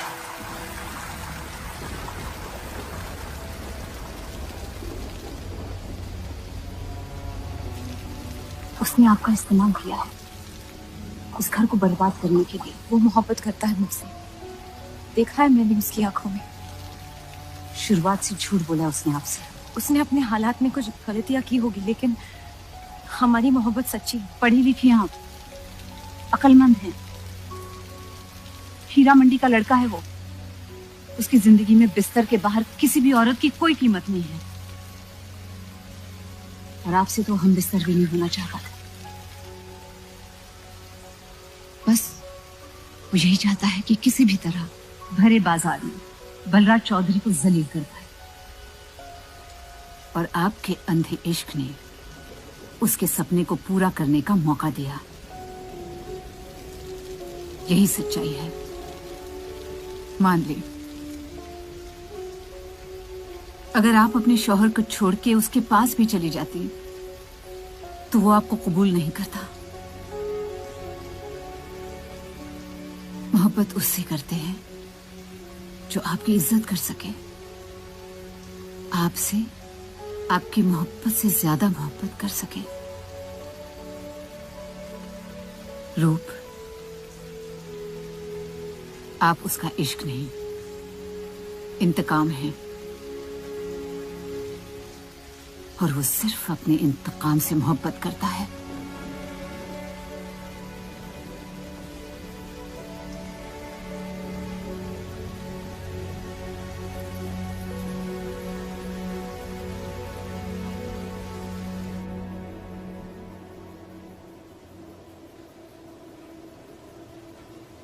खानदानी लड़ाई जीतने के लिए आपने इतने साल हमें सियासी जंगों में फंसा दिया। सही कहते हैं सब, हरामियों का कोई ईमान नहीं होता।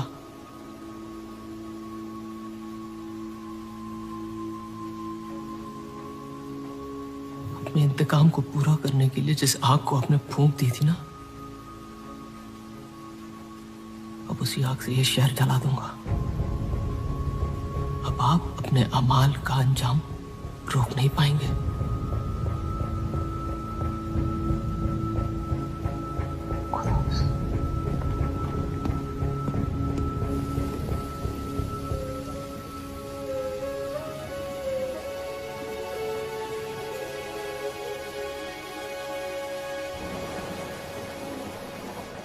जरूरी था। जफर हमसे नफरत शुरू से करते हैं। थोड़ी और कर लेंगे, लेकिन इस तरह उनकी जान तो बच जाएगी। क्या फायदा जान बचाने का जब आपने जीने का मकसद ही छीन लिया।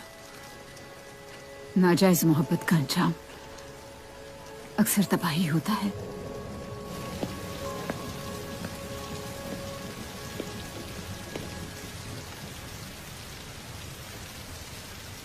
जफर नाम है उसका, तुम्हारा भाई, जिसे तुम ईद के दिन पे मिले थे। मुझ में हिम्मत नहीं थी अपनी गलतियों को कबूल करने की।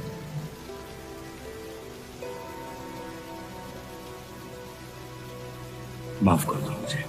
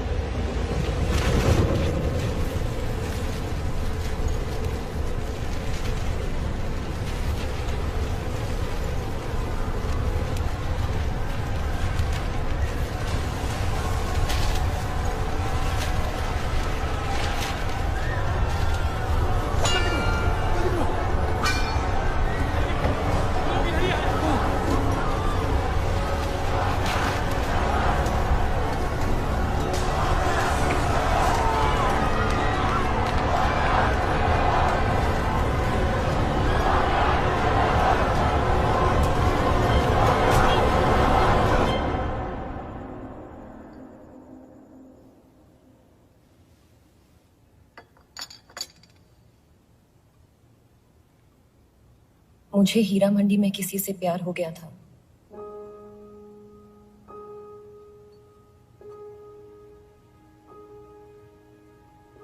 आपने शुरुआत से मुझसे सच कहा है। अब जब हम इस शादी को ठीक तरह से कायम कर रहे हैं, मैं आपको अपना सच बता देना चाहती हूँ। इस रिश्ते में इज्जत होगी, प्यार नहीं होगा। उम्मीद करती हूँ आपका दिल मुझसे बड़ा हो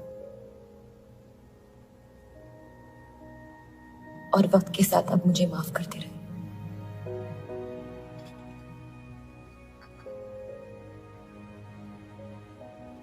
आप किसी से प्यार करती थी?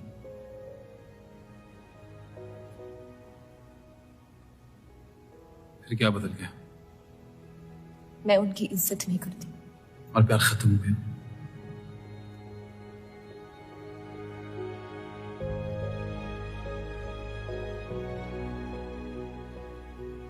आपने कहा आप इस रिश्ते को कायम करना चाहती हो। अब क्यों?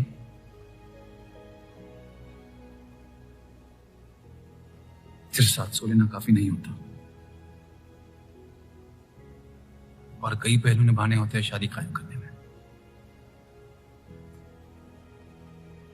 मैंने सत्या से हमेशा कहा था, जबरदस्ती बनाए रिश्तों का अंजाम कभी अच्छा नहीं होता। उसकी खुशी की खातिर अपनी कुर्बान कर दी मैंने, और कहीं आपकी खुशियों का भी कत्ल हो गया, इसके लिए मैं बहुत शर्मिंदा था।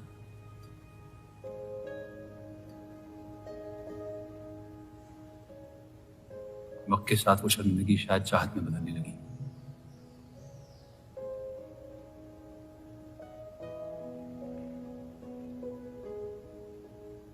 आपकी पूरी जिंदगी आपके सामने बाकी है। गुस्से में किए फैसले अक्सर गलतियों में तब्दील होते हैं। एक बार अपने आप से सच बोल के देखिए, इस रिश्ते को और मुझे उतनी इज्जत तो दे ही सकती हो।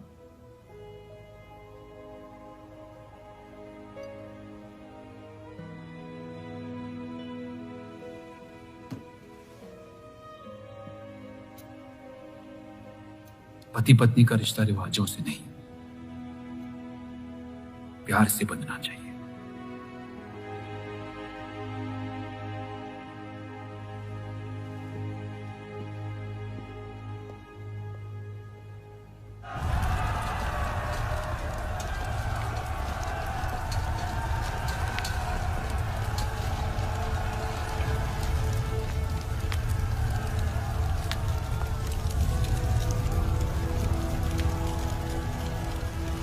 देव चौधरी ने हमारे खिलाफ फैसला ले लिया है।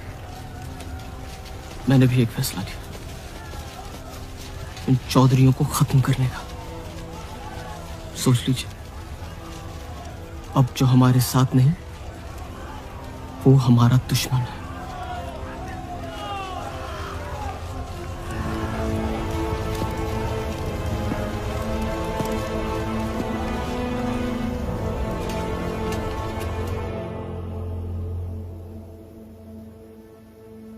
सरोज जी,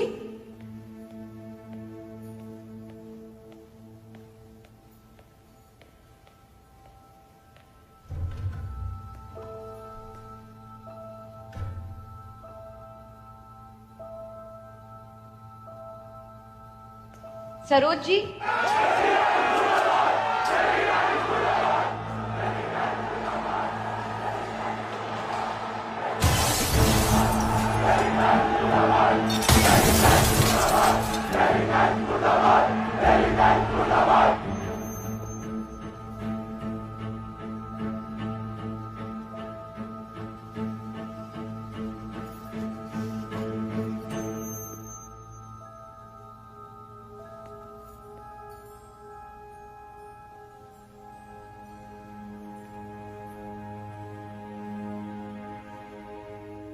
माफ कर दो मुझे। बस यही कहने आए हो? क्या फर्क पड़ता है, वैसे भी तुमने अपना फैसला ले लिया है ना? पूरी शिद्दत से तुमसे प्यार किया और बदले में तुम ईमानदारी तक नहीं कर पाए।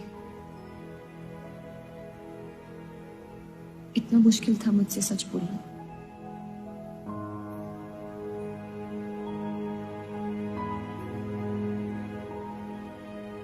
पूरी जिंदगी दिल में एक चीज भर के रखी थी, नफरत। सबको धोखा दिया ताकि अपने अब्बा से इंतकाम ले सकूं। तुमने मेरे नफरत को बेघर कर दी और मेरे दिल में मोहब्बत भर दी। तो मेरे दिल को बदल रही थी, मैं डर गया तुम्हारी मोहब्बत से, जो सब इस घर से चाहता था तुमने मुझे दिया। अगर तुम्हें सच कहता तो खो देता। झूठ बोल के पा दिया क्या मुझे? हम एक दूसरे के नसीब में नहीं है रूह। यही खुदा की मर्जी। तुम्हें कभी मुझसे प्यार हुआ ही नहीं। अगर मुझे इसका जवाब देना पड़ा तो तुम्हारी मोहब्बत में सवाल उठ जाएंगे।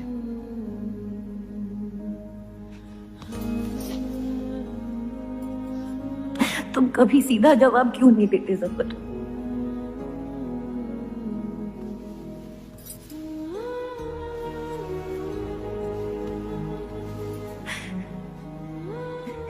एक बार कह दो, एक बार कह दो मोहब्बत करते हो मुझसे।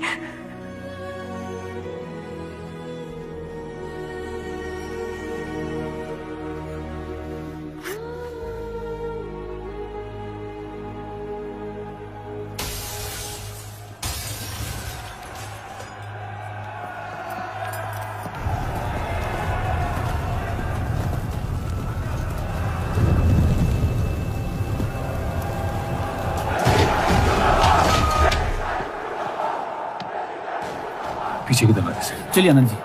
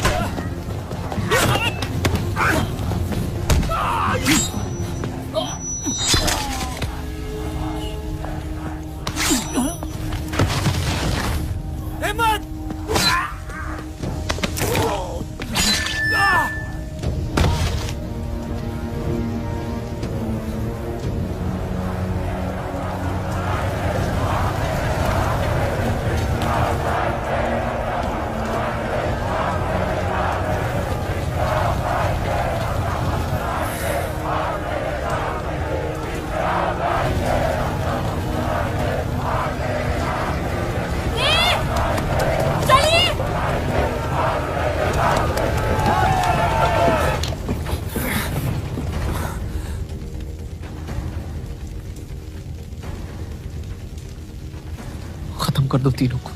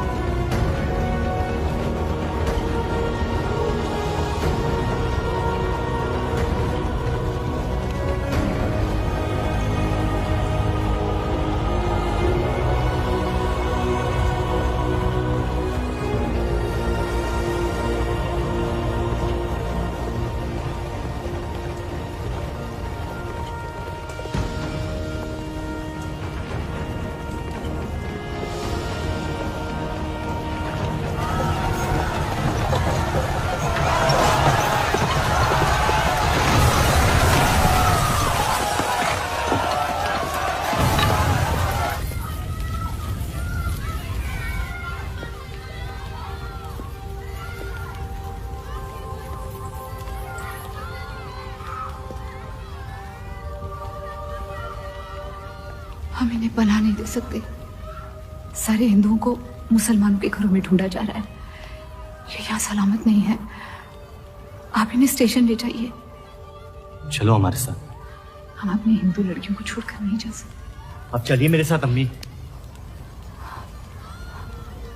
जहाँ हमारी पैदाइश हुई थी शायद वही हमारी मौत आएगी। जाइए, आप जाइए।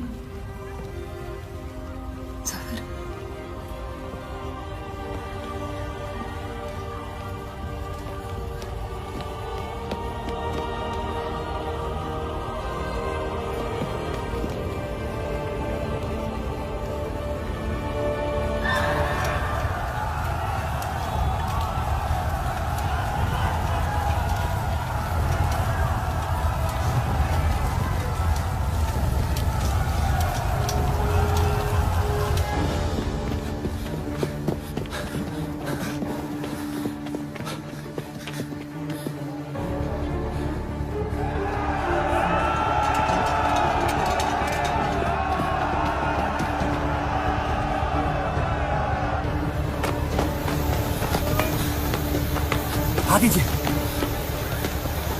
चलिए।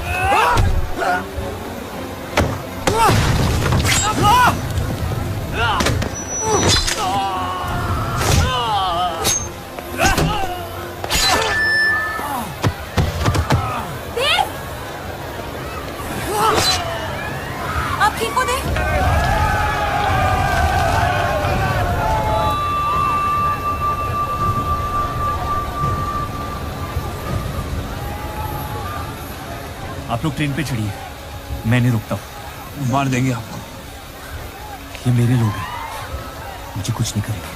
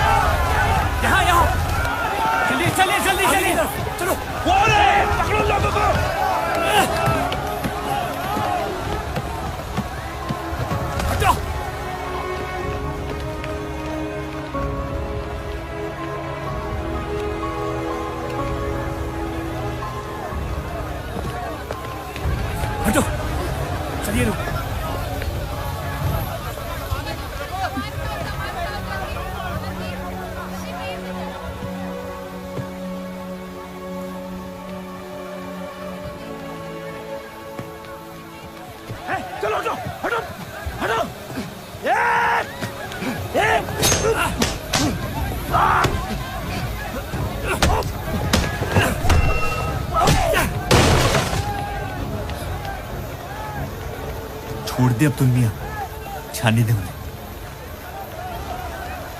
मेरी खातिर।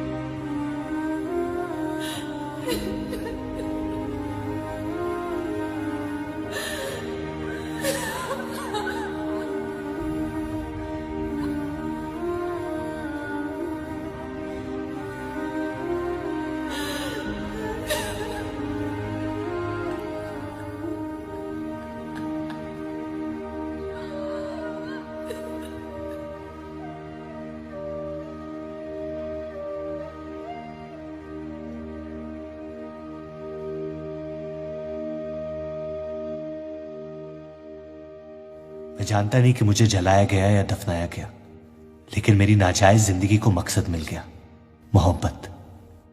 और वो मोहब्बत हमेशा जिंदा रहेगी।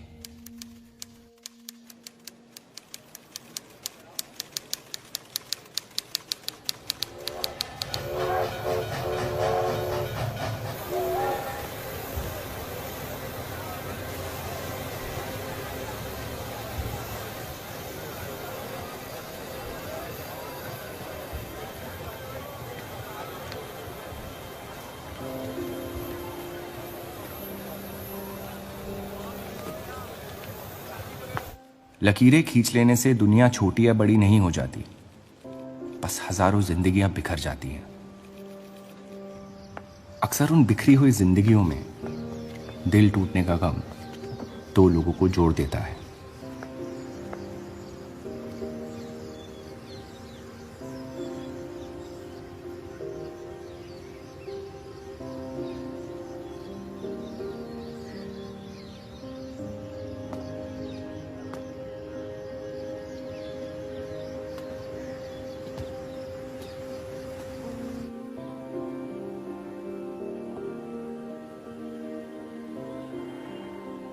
डेली टाइम्स अखबार के देव और रूप का किस्सा भी बंटवारे की उन हजारों कहानियों में से है जो इतिहास की चीखों में कहीं खो जाएंगी।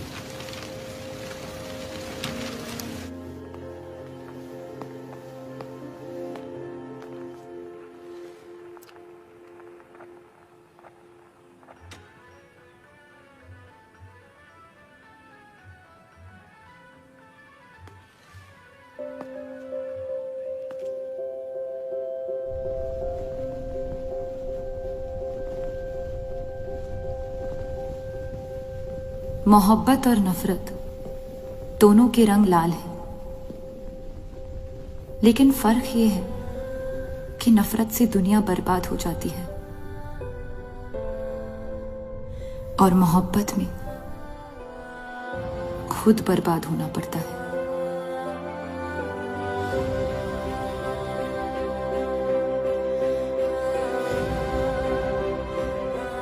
फिर भी कलंक अक्सर मोहब्बत पे लगते हैं।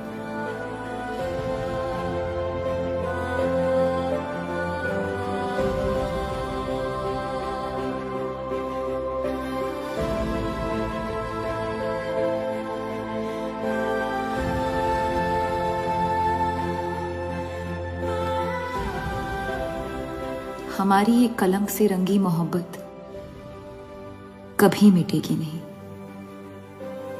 हमारे अंदर हमेशा मौजूद रहेगी।